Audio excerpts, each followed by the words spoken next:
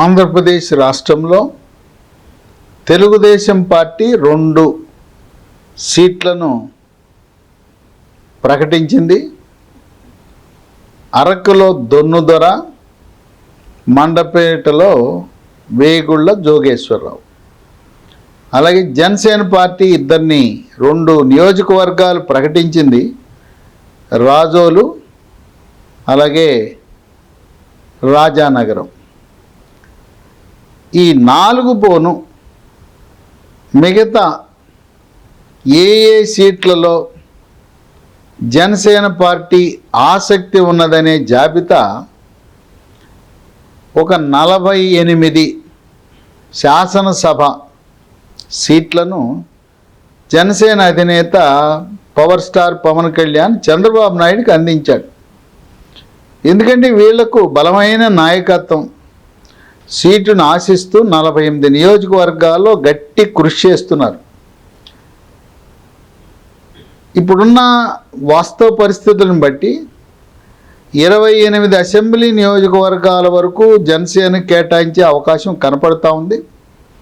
3 లోక్సభ సీట్లు, 3 అనకాపల్లి, కాకినాడ, మచిలీపట్నం 3 సీట్లు జనసేనకి ఇస్తారనే ప్రచారం ఉంది. ఇప్పుడు భారతీయ జనతా పార్టీ కూడా రంగంలో దిగుతుంది కనుక వాళ్ళు గతంలో 9 అసెంబ్లీ సీట్లలోనూ 4 లోక్సభల్లో పోటీ చేశారు. మరి వాళ్ళు లోక్సభ సీట్లు 4 కాకుండా 6 అడిగే అవకాశం ఉంది. 2014లోనే 13 సీట్లకు అభ్యర్థులను ప్రకటించిన తర్వాత 4 ఉపసంహరించుకుని 9 మందిని పోటీ చేయించారు.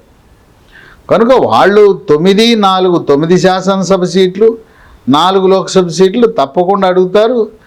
6 లోక్సభ చేయమంటారు, 13 కావాలని కోరటం సహజం. సరే, అధికారిక ప్రకటన ఢిల్లీ నుంచి వెలువడిన తర్వాత ప్రకాష్ జవదేకర్, కేంద్ర మాజీ మంత్రి, 2014లో కూడా ఆయన ఆధ్వర్యంలోనే ఈ సీట్ల పంపిణీ జరిగింది. ఆయనకు అవగాహన ఉన్నది. నాయకులు, నియోజకవర్గాల పట్ల కూడా ఆయనకు అవగాహన ఉంది. ఆనాడు ఉమ్మడి రాష్ట్రానికి కిషన్ రెడ్డి ఆధ్వర్యంలో 2 రాష్ట్రాలకి బీజేపీ సీట్లను కేటాయించారు. ఇప్పుడు పురంధరేశ్వరి ఆమె నాయకత్వంలో ఆంధ్రప్రదేశ్కి బీజేపీ సీట్లు కేటాయించబడతాయి. సరే, చాలా ఒత్తిడి ఉంది. ఓ పక్క చంద్రబాబు నాయుడు మీద, మరో పక్క జనసేన అధినేత మీద. వాళ్ళపై తట్టుకోలేనంత ఒత్తిడి. మేము ఇక్కడే పోటీ చేస్తాం, మా కార్యకర్తలు ఒప్పుకోవట్లేదు, మా శ్రేణులు ఒప్పుకోవటం లేదు, నేను ఇంత ఖర్చు పెట్టాను, అంత ఖర్చు పెట్టాను అని ఈ విధంగా ఇరువురి నాయకులపై ఒత్తిడి తెస్తున్నారు. గమనించవలసింది ఏంటంటే 50 ఎమ్మెల్సీ స్థానాలు ఉన్నాయి. ఈ 50లో దాదాపు 45 స్థానాలు జనసేన, తెలుగుదేశం, బీజేపీ కూటమి కైవసం చేసుకోబోతా ఉంది. జనసేన అధినేత ఒక స్పష్టత ఇచ్చాడు. అన్నీ ఎమ్మెల్యేలే అనుకోబాకండి, ఎమ్మెల్సీల్లో 45 ఉన్నాయి, దాంట్లో 3వ వంతు అంటే 15 ఎమ్మెల్సీలు మనకు రాబోతున్నాయి. ఎమ్మెల్సీ కాలపరిమితి 6 ఏళ్ళు. 50-60 కోట్లు ఖర్చు పెడితే కానీ ఎమ్మెల్యే ఎవరు? అది 5 ఏళ్ల కాలపరిమితి. 6 ఏళ్ల కాలపరిమితిది 9 పైసా ఖర్చు లేకుండా మిమ్మల్ని చేస్తామని చెప్తున్నారు. అంతేకాకుండా గ్రామము, మండలము, జిల్లా, మున్సిపాలిటీ, కార్పొరేషన్ అన్నిట్లో కూడా అన్ని పదవుల్లో, అన్ని స్థానిక సంస్థ ఎన్నికల్లో 3వ వంతు జనసేనకి ఇవ్వబోతా ఉన్నారు చంద్రబాబు నాయుడు. ఆ విధంగా 3వ వంతు మన స్థానాలు పొందబోతున్నాం.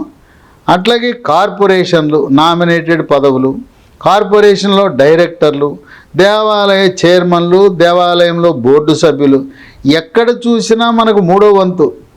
మహిళలకు ఏ విధంగా 3వ వంతు రిజర్వేషన్లు ప్రధానమంత్రి మోడీ స్థానిక సంస్థలు చట్టసభల్లో కల్పించారో, జనసేనకు ప్రతి చోట 3వ వంతు భాగస్వామ్యం లభిస్తుంది. మరి 3వ వంతు జనసేన అంటే మాకు 10% ఇవ్వమని బీజేపీ వాళ్ళు కూడా అడిగే అవకాశం ఉంది. సహజమే కదా, పొత్తు ధర్మం కదా. కనుక 3వ వంతు జనసేనకి, 10% బీజేపీకి ఇస్తే మిగిలేది ఇక 45% పోగా 55% తెలుగుదేశం పార్టీ నాయకులకు నామినేటెడ్ పదవులు, అలాగే స్థానిక సంస్థల ఎన్నికల్లో పోటీ చేసే అవకాశం ఉంటుంది. ఈ విధంగా నాయకులను ఒప్పిస్తున్నాడు. నీకు నేను ఎమ్మెల్యే సీట్ ఇవ్వలేకపోతే నిన్ను ఎమ్మెల్సీ చేస్తానని జనసేన అధినేత ఒప్పిస్తున్నాడు. అలాగే కార్పొరేషన్ చైర్మన్, జిల్లా పరిషత్ చైర్మన్, ట్రస్ట్ బోర్డు చైర్మన్లు, పెద్ద పెద్ద దేవాలయ శ్రీశైలము, తిరుపతి, అన్నవరము, సింహాచలము ఇలాంటి ప్రముఖ దేవాలయాలకు చైర్మన్లుగా, బోర్డు మెంబర్లుగా, టీటీడీ బోర్డు మెంబర్ అంటే అది క్యాబినెట్ ర్యాంకు, మంత్రితో సమానమైన హోదా, అలాంటివన్నీ ఉన్నాయని చెప్పి ఒప్పిస్తున్నాడు. అయినా వాళ్లను తృప్తిపరచడం కోసం ఒక 48 నియోజకవర్గాల జాబితా తయారు చేసి చంద్రబాబు నాయుడికి ఇచ్చి, ఇక్కడ మాకు బలమైన అభ్యర్థులు ఉన్నారు, వీటిని పరిశీలించండి అని ఈ జాబితా ఇచ్చినట్టు ప్రచారం జరుగుతూ ఉంది. ఏ నియోజకవర్గాలు ఇచ్చారనే ఆసక్తి ప్రజల్లో నెలకొనుంది.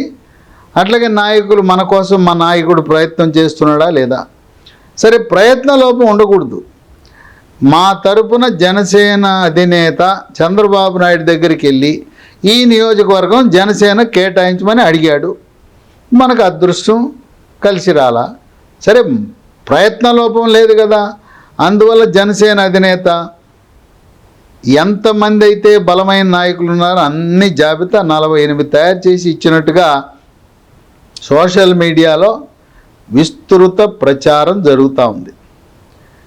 ఇక జిల్లాల వారీగా శ్రీకాకుళంలో 1 పాలకొండ, 2 పాతపట్నం, విజయనగరంలో 3 నెల్లిమెర్ల, 4 గజపతి నగరం, వైజాగ్లో 5 పెందుర్తి. ఈ పెందుర్తిలో అక్కడ సత్యనారాయణమూర్తి అనే సీనియర్ నాయకుడు, బీసీ క్యాండిడేటు, మంత్రిగా పనిచేశాడు. ఇక్కడ కొంచెం ఇవ్వడం కష్టమే. 6 గాజువాక, 7 యలమంచిలి, 8 భీమిలి. ఇక తూర్పుగోదావరి జిల్లాలో 9 రాజానగరం ఇప్పటికే ప్రకటించారు, 10 రాజోలు ఇప్పటికే ప్రకటించారు, 11 కాకినాడ టౌను, 12 కాకినాడ రూరలు, 13 పిఠాపురం, 14 రామచంద్రాపురం, 15 రాజమండ్రి రూరల్. ఇక్కడ రాజమండ్రి రూరల్లో బలమైన అభ్యర్థి సిట్టింగ్ ఎమ్మెల్యే ఉన్నాడు, బుచ్చయ్య చౌదరి, గోరంట్ల బుచ్చయ్య చౌదరి. కనుక అడగటంలో తప్పులేదు. కానీ ఒక సిద్ధాంతం ఏంటంటే చంద్రబాబు నాయుడు సిట్టింగ్ ఎమ్మెల్యేలందరికీ కూడా మిమ్మల్ని కొనసాగిస్తామని హామీ ఇచ్చాడు. అందువల్ల రాజమండ్రి రూరల్లో బలమైన జనసేన అభ్యర్థి ఉన్నా వారికి ప్రత్యామ్నాయ ఏర్పాట్లు చేసి ఇది బుచ్చయ్య చౌదరిని తప్పకుండా ఆయనకు అవకాశం కల్పించవలసిన పరిస్థితి ఉత్పన్నమవుతుంది. 16 ముమ్మిడివరం, పశ్చిమ గోదావరి జిల్లాలో 17 ఏలూరు, 18 నరసాపురం, 19 భీమవరం. ఈ నరసాపురానికి వస్తే మత్స్యకార సామాజిక వర్గం చెందిన బొమ్మిడి నాయకర్, ఆయన 2019 ఎన్నికల్లో స్వల్ప ఓట్లతో ఓటమి చెందాడు. కేవలం 6,000 ఓట్లతోనే ఓటమి చెందాడు. ఆయన్నే మళ్ళీ అభ్యర్థిగా కొనసాగిస్తారు. 19 భీమవరం, 20 తణుకు, 21 తాడేపల్లిగూడెం, 22 ఉంగుటూరు. కృష్ణా జిల్లాలో 23 విజయవాడ వెస్టు, 24 పెడన, 25 అవినిగడ్డ.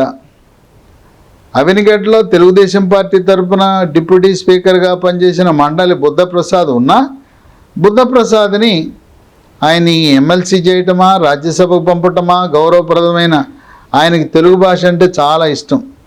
ఆయన క్యాబినెట్ హోదా ఇచ్చి తెలుగు భాష ఆ సంఘానికి గవర్నమెంట్ చైర్మన్గా నియమించి ఆమె ఆ తెలుగు భాష వ్యాప్తికి మళ్ళీ ప్రపంచ తెలుగు మహాసభలు పెట్టమన్నా కూడా ఆయన చేస్తారు. 26 విజయవాడ ఈస్ట్. ఇది కూడా సాధ్యపడే పని కాదు. అక్కడ గద్దె రామ్మోహన్ రావు 14లో గెలిచాడు, 19 గాలి వైఎస్ఆర్సీపీ గాలిని తట్టుకొని మళ్ళీ గెలిచాడు. సిట్టింగ్ ఎమ్మెల్యే, అది కూడా సాధ్యపడదు. అడుగుతున్నారు విజయవాడ ఈస్ట్ కూడా కావాలని. గుంటూరులో 27 తెనాలి అడుగుతున్నారు. ఆలపాటి రాజేందర్, అది సాధ్యపడదు. అక్కడ నాదెళ్ల మనోహర్కి తప్పనిసరిగా ఇవ్వాల్సిన సీటు ఇస్తారు కూడా. 28 గుంటూరు ఈస్టు, 29 గుంటూరు వెస్టు, 30 పత్తిపాడు. ఇక ప్రకాశం జిల్లాలో 31 దర్శి, 32 చీరాల, 33 సంతనూతలపాడు. ప్రకాశంలో 3 అడుగుతున్నారు. ఇక నెల్లూరులో కూడా 3 అడుగుతున్నారు. నెల్లూరు సిటీ, అది జనసేనకి ఇచ్చే అవకాశం లేదు. అక్కడ నారాయణ విద్యా సంస్థల చైర్మన్ పొంగూరు నారాయణ మంత్రిగా పనిచేశాడు. తెలుగుదేశం పార్టీకి అత్యంత సమర్థవంతమైన పాత్ర పోషిస్తున్నాడు. కష్టకాలంలో కూడా చంద్రబాబు నాయుడు వెంట ఉండి అండగా నిలిచిన వ్యక్తి, చాలా బలమైన వ్యక్తి. అక్కడ అనిల్ కుమార్ని ఓడించగలిగిన శక్తియుక్తులు కలిగిన అంగుబలం, ఆర్థిక బలం, అన్ని బలాలు కలిగిన వ్యక్తి. అక్కడ సమర్థుడైన జనసేన నాయకుడు లేడు. అనిల్ కుమార్ మాజీ మంత్రిని ఢీ కొట్టే నాయకుడు లేడు. కనుక నెల్లూరు సిటీ అడిగినా సాధ్యపడదు.